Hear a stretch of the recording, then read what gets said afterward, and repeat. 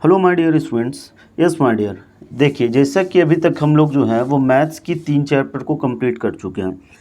तो कई बच्चों ने कहा, कई बच्चों ने मैसेज किया कि सर हमें जो है फ़िज़िक्स की भी क्लासेस करनी है, फ़िज़िक्स भी पढ़ना है, तो प्लीज़ आप जो है फ़िज़िक्स की क्लास स्टार्ट कीजिए। तो माय डियर, आपके कहने पे आज से हम लोग फ़िज़िक्स स्टार्ट कर रहे हैं, तो आज से हम लोग फ़िज़िक्स भी पढ़ेंगे। तो देखिए, जैसा कि आप लोगों ने सपोर्ट किया है मैथ्स की क्लास में, मैथ्स की क्लास को कंटिन्यू बच्चों ने देखा भी है, लाइक भी किया है, उसके लिए शुक्रिया। और ज़्यादा उसे शेयर करें अपने ग्रुप्स में, फ्रेंड्स ग्रुप में, स्कूल ग्रुप में, जितने भी हैं सबसे शेयर करें। और उसी टाइप से इस चैप्टर को भी, इस फिज़िक्स सब्जेक्ट को भी जो आज से मैं क्लासेस कंटिन्यू करूँगा, तो इसे भी आप लोग सपोर्ट कीजिए, देखिए, समझिए। अगर कोई प्रॉब्लम होती है तो फिर आप कमेंट कर सकते हैं। तो यस माय डियर, हमारे जो फिज़िक्स पढ़ने का मेन मोटिव होगा वो थ्योरी के साथ साथ न्यूमेरिकल्स भी होगा। हम न्यूमेरिकल्स पे भी कंसेप्ट क्लियर करेंगे। मेन मोटिव न्यूमेरिकल्स ही होता है, क्योंकि आप बोर्ड एग्ज़ाम के बाद जब भी किसी का एंट्रेंस एग्जामिनेशन में बैठते हैं तो वहाँ मोस्टली क्वेश्चंस जो होते हैं वो न्यूमेरिकल्स होते हैं। इसके साथ आप किसी कम्पिटिटिव एग्ज़ाम्स में बैठते हैं तो भी न्यूमेरिकल्स ही पूछा जाता है। बट बोर्ड के लिए थ्योरी तो चाहिए, और विदाउट थ्योरी हम न्यूमेरिकल्स पढ़ नहीं सकते। तो हम थ्योरी के साथ साथ न्यूमेरिकल्स पे भी फोकस करेंगे। तो आइए, आज जो हम स्टार्ट कर रहे हैं वो क्लास 10 की first chapter, reflection of light. तो देखिए, इस चैप्टर में लाइट वर्ड आ रहा है, तो फर्स्ट ऑफ ऑल हम लोग समझते हैं लाइट है क्या, व्हाट इज़ लाइट, इसके बारे में फर्स्ट ऑफ ऑल समझेंगे। तो देखिए, लाइट के बारे में सिंपली कह सकते हैं light is a form of energy. Light जो होता है वो एक एनर्जी का फॉर्म है, रूप है।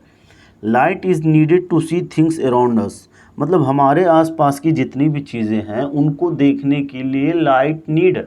विदाउट लाइट हम किसी भी ऑब्जेक्ट को नहीं देख सकते। फॉर एग्जांपल सिंपली हम लोग देखते हैं, अगर किसी डार्क रूम में हम लोग जाते हैं जहां लाइट अवेलेबल नहीं है तो हम अपने रूम में रखी चीज़ों को भी नहीं देख पाते। अगर लाइट अवेलेबल नहीं है तो विदाउट लाइट हम किसी भी चीज़ को देख ही नहीं सकते।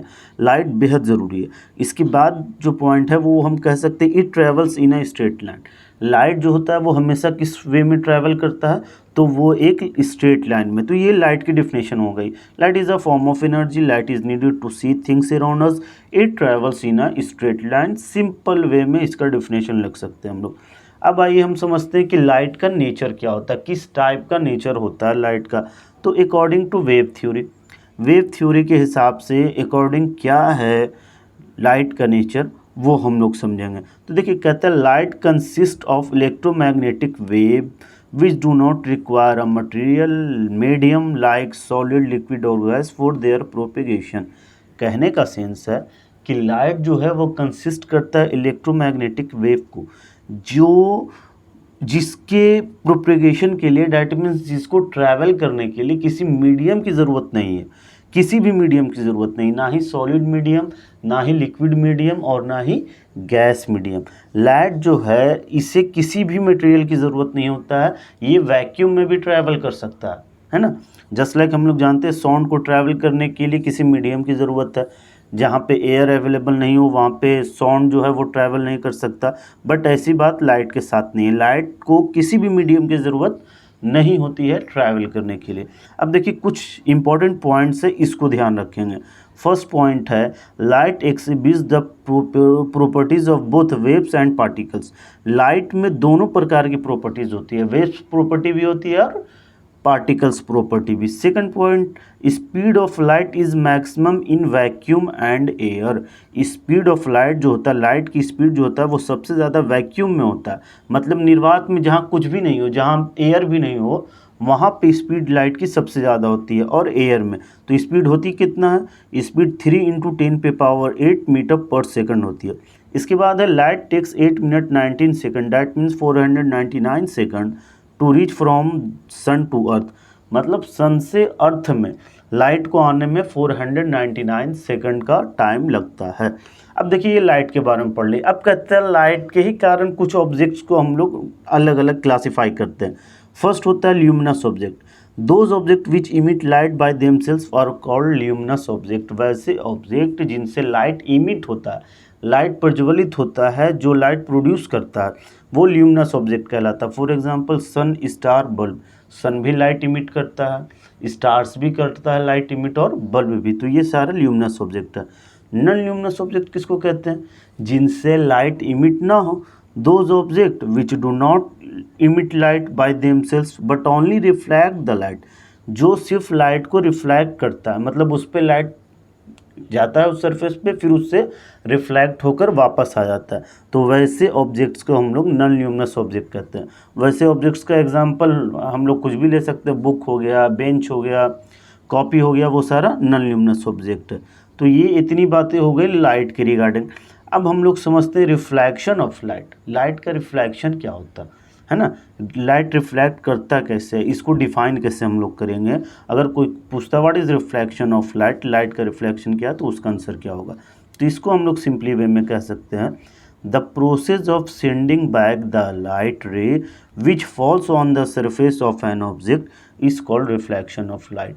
The process of sending back the light रे, मतलब कोई लाइट रे आ रही है और वो किसी ऑब्जेक्ट के सरफेस से टकरा कर उस पर गिरती है और उससे टकरा कर वापस रिटर्न हो जाती है, बैक हो जाती है उसी डायरेक्शन में, उसी वे में, तो इसे ही हम लोग रिफ्लेक्शन ऑफ लाइट कहते हैं। फॉर एग्जांपल किसी ऑब्जेक्ट से ऐसा होता है जो लाइट पास आउट हो जाता है। फॉर एग्जांपल हम लोग लेंस लेते हैं, ठीक है, तो लेंस से क्या होगा, लाइट पास आउट हो जाएगा। लेकिन लेंस के अलावा अगर कोई और ऑब्जेक्ट, बुक रखते हैं हम लोग, तो बुक से लाइट पास आउट नहीं हो सकती, उससे लाइट रिफ्लेक्ट होती है, उससे लाइट टकरा कर वापस लौटती है। तो कहता है bundle of light rays is called a beam of light, मतलब एक साथ बहुत सारे लाइट रे हों, प्रकाश की किरणें हों, तो उसे हम लोग बीम ऑफ लाइट कहते हैं। The ray of light which falls on mirror surface is called the incident रे, मतलब किसी मिरर पे या फिर किसी ऑब्जेक्ट पे अगर लाइट आती है, मतलब कोई किरण आती है, तो जो लाइट आती है उसे ही हम लोग इंसिडेंट रे कहते हैं, आने वाली किरण को। आपतित किरण इसे हिंदी में कहते हैं हम लोग इंसिडेंट रे को। जो लाइट आकर किसी ऑब्जेक्ट से टकराती है तो आने वाले ही किरण को हम लोग इंसिडेंट रे कहते हैं। फिर कहता है the ray of light which is sent back by the mirror is called the reflected रे। तो एक्चुअली क्या होता है कि मिरर एक साइड से पॉलिश्ड होता है, तो लाइट एक साइड से दूसरी साइड पास आउट तो होता नहीं है, तो जो लाइट आई वो इंसिडेंट रे, और लाइट मिरर से टकराने के बाद जो लौटती है, तो लौटने वाले ही रे को हम लोग रिफ्लेक्टेड रे कहते हैं, हिंदी में इसको परावर्तित किरण कहते हैं। फिर कहता है the normal is a line at right angle to the mirror surface at the point of incidence. कहता है कि इंसिडेंट रे मतलब आने वाली किरण और जाने वाली किरण के बीच में एक राइट एंगल पे नॉर्मल बना होता है, उसे हम लोग नॉर्मल कहते हैं। मतलब इंसिडेंट रे और रिफ्लेक्टेड रे के बीच में एक लाइन होती है जो परपेंडिकुलर होता है उनके बीच में, उसे ही हम लोग इंसिडेंट कहते हैं, नॉर्मल कहते हैं। ऐसे इसके बारे में और डिटेल में हम आगे पढ़ेंगे। आइए अब हम लोग देखते हैं laws of reflection of light. Reflection of light के कुछ लॉ है, नियम है, तो वो हम लोग फर्स्ट ऑफ ऑल समझ लेते हैं।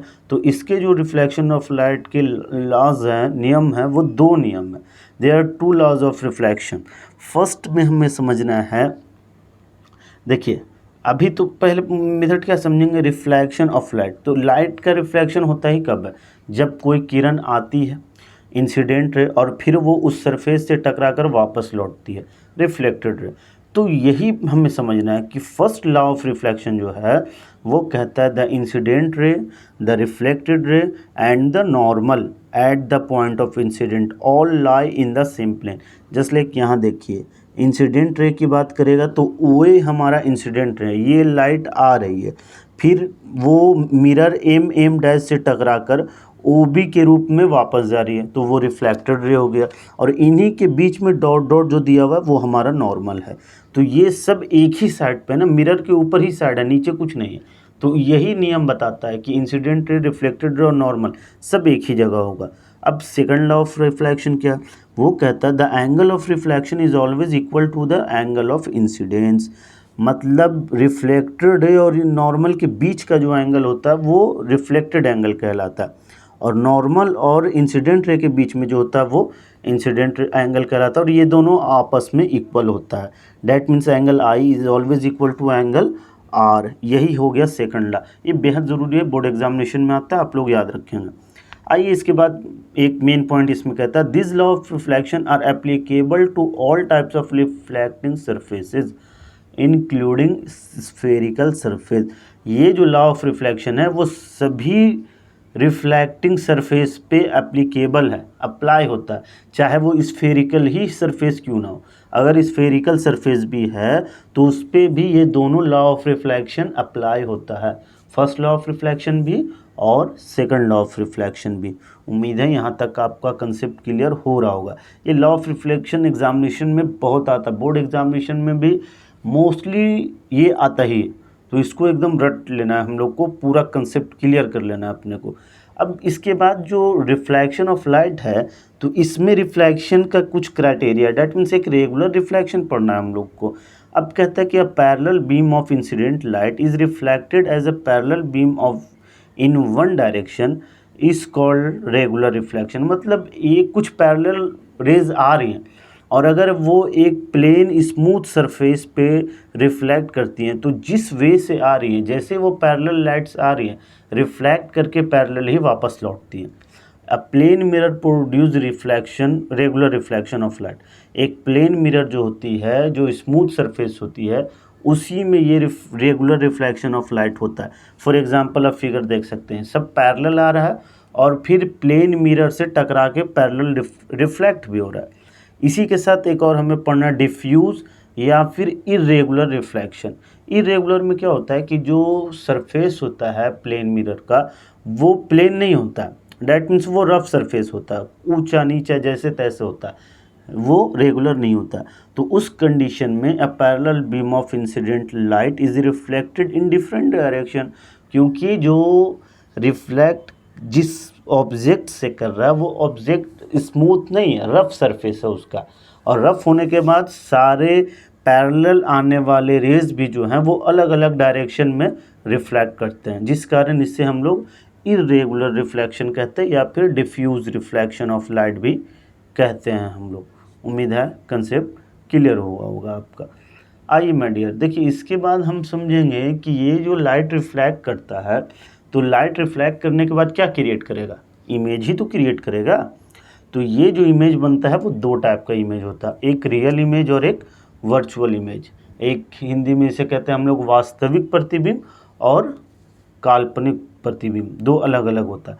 तो फर्स्ट ऑफ ऑल हम लोग समझते हैं रियल इमेज के बारे में, जो प्रतिबिंब बनेगा रिफ्लेक्शन के बाद वो कैसा प्रतिबिंब बनेगा। तो रियल इमेज क्या होता है इसकी रिगार्डिंग समझते हैं हम लोग। देखिए कहता है the image which can be obtained on a screen is called a real image. वैसा इमेज जो स्क्रीन पे बने, जो स्क्रीन पे ऑब्टेन किया जाए उसे ही रियल इमेज कहा जाता है। स्क्रीन कहने का सेंस क्या है, हम सिनेमा हॉल जाते हैं, मूवी देखते हैं, तो वो जो मूवी क्या है, एक इमेज है, और वो इमेज कहाँ क्रिएट हुआ हुआ, एक स्क्रीन पे। उसी टाइप से अगर आप अपने मोबाइल की बात करें तो आपका मोबाइल भी क्या है, एक स्क्रीन है, और उस पर भी क्या क्रिएट किया हुआ है, इमेज। तो ये जो फॉर एग्जांपल भी आप देख रहे हैं, the images formed on a cinema screen is an example of real image. तो इस टाइप का जो इमेज होता है जो सिनेमा स्क्रीन पे आते हैं वो सारा रियल इमेज कहलाता है। इसके बाद जो सेकंड टॉपिक है माय डियर वो है वर्चुअल इमेज। तो अब हम समझेंगे कि वर्चुअल इमेज किसे कहते हैं। देखिए रियल इमेज जितने भी होंगे वो सारे स्क्रीन पे ही ऑब्टेन किए जा सकते हैं। इसी टाइप से वर्चुअल इमेज के बारे में कहा जाता है the image which can not be obtained on a screen is called a virtual image.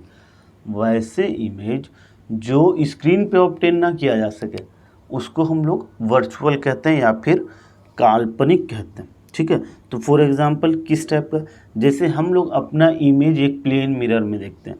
अपने घर पे भी जो मिरर यूज़ करते हैं हम लोग खुद तैयार होने के लिए, किसी फंक्शन में जाने के लिए, मान लो आप शादी में जाते हो या फिर किसी के पार्टी पे जाते हो तो ख़ुद को कैसे मेंटेन करते हो, तो उस कंडीशन में जो हम लोग अपनी इमेज को देखते हैं वो इमेज वर्चुअल इमेज होता है। ठीक है, जो प्लेन मिरर में इमेज देखा जाए वो वर्चुअल होता है। A virtual image can be seen only by looking into a mirror. इस टाइप का इमेज जो होता है वो हम लोग सिर्फ और सिर्फ तभी देखते हैं जब हम लोग मिरर को देखते हैं, है ना। किसी भी टाइप का मिरर हो, मिरर में जो इमेज क्रिएट होगा वो हमारा वर्चुअल इमेज कहलाएगा, और जो किसी स्क्रीन पे क्रिएट होता वो रियल इमेज, और जो मिरर में देखते हैं वो वर्चुअल इमेज। क्लियर। आइए इसके बाद एक और पॉइंट हम लोग समझते हैं, लेटरल इन्वर्जन। लेटरल इन्वर्जन किसको कहते हैं, क्या होता है लेटरल इन्वर्जन, इसके बारे में समझते हैं।